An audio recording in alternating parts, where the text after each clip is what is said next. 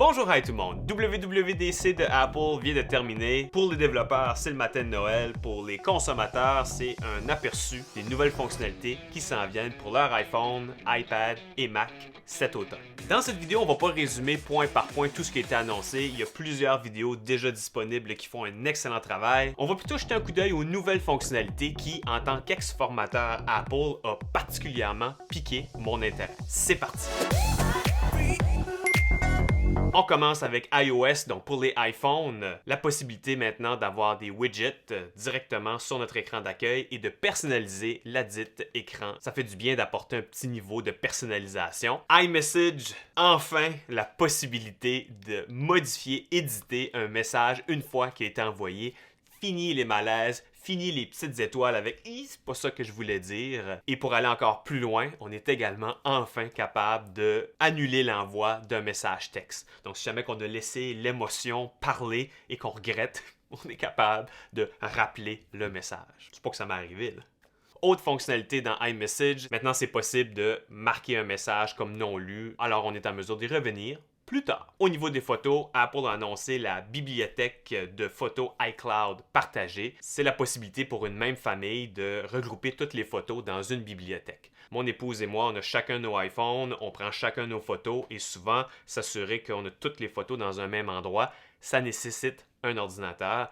Mais maintenant, on est en mesure d'avoir une bibliothèque familiale partagée. Et oui, on peut choisir également quelles photos vont se retrouver sur la bibliothèque familiale et quelles photos vont se retrouver sur notre bibliothèque personnelle. On peut y aller de la façon automatique lorsque le système détecte qui est dans les photos, le mettre sur la bibliothèque partagée. Ou sinon, on peut y aller manuel et choisir les photos qui se retrouvent à l'endroit de notre choix. Mention honorable à Apple qui a mis sur pied la fonctionnalité Safety Check, fonctionnalité qui s'adresse aux gens qui malheureusement sont victimes de violences conjugales. Safety Check, ce que ça va faire, c'est un reset d'urgence, c'est-à-dire que la personne est en mesure, avec un bouton, de immédiatement déconnecter son identifiant Apple de tous les autres appareils, à part celui qu'elle a entre les mains. Et en même temps, ça désactive les outils de localisation pour des personnes précises. Donc, chapeau à Apple pour cette fonctionnalité-là. CarPlay, Apple a aussi pris quelques minutes pour présenter la nouvelle version de CarPlay qui va maintenant avoir une intégration encore plus complète avec les voitures, être en mesure enfin de modifier la présentation de ce qui est présenté devant le chauffeur, donc la vitesse, l'accélération, avoir également des widgets pour contrôler la température. Alors, c'est vraiment une intégration complète, tandis que présentement,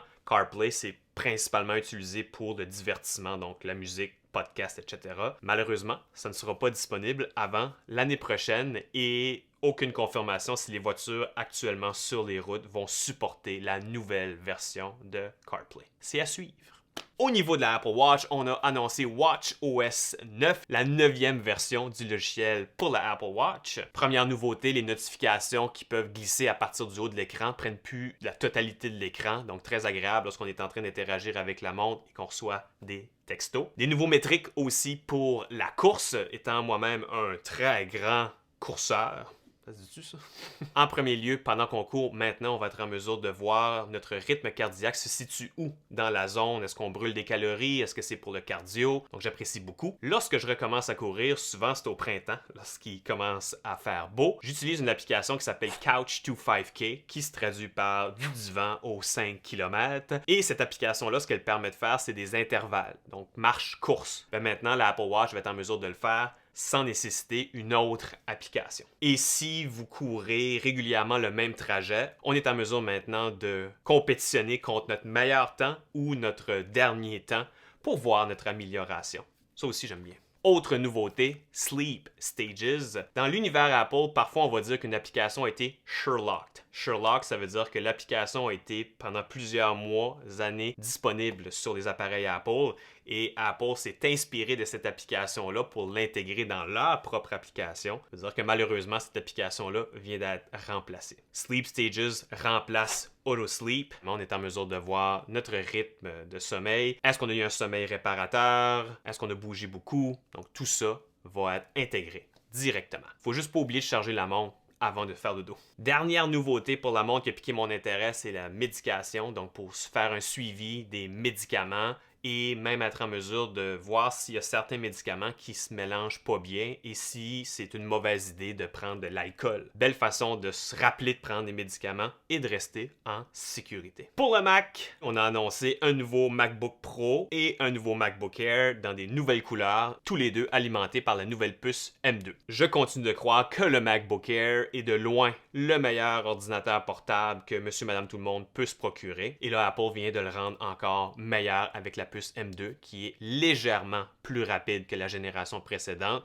Par contre, on a des nouveaux branchements dessus. C'est pas mal le fun aussi de voir le câble de recharge qui suit la couleur du portable. On a annoncé macOS Ventura. On est en mesure maintenant d'avoir Stage Manager qui permet de faire du multitâche encore plus rapide. Avec Mail, des fonctionnalités que j'ai dit enfin.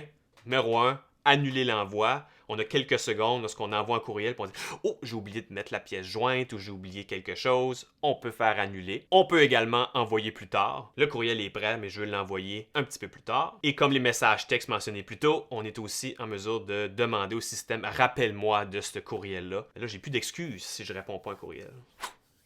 À l'intérieur de Safari, le navigateur web de Apple, la grosse nouveauté qui a piqué mon intérêt, c'est Passkeys. C'est la vision d'Apple vers un futur sans mot de passe. Plutôt que de rentrer un mot de passe, essayer de se souvenir, Passkeys, c'est un système qui va détecter notre empreinte ou scanner notre visage. Il va créer un mot de passe aléatoire que ni vous ni le site web va connaître. Donc, si jamais que le site web se fait hacker, ça ne change rien pour vous parce que le mot de passe comme tel n'est plus ce qu'il était.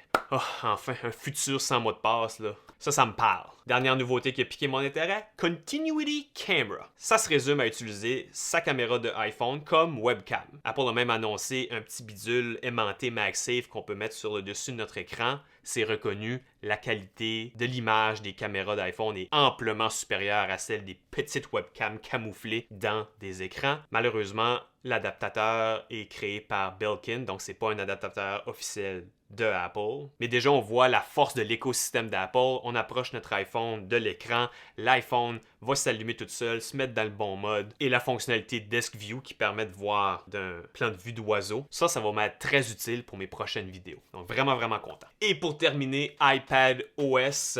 La grosse nouvelle, on a enfin une application météo dédiée dans le iPad. Ça a juste pris 11 ans.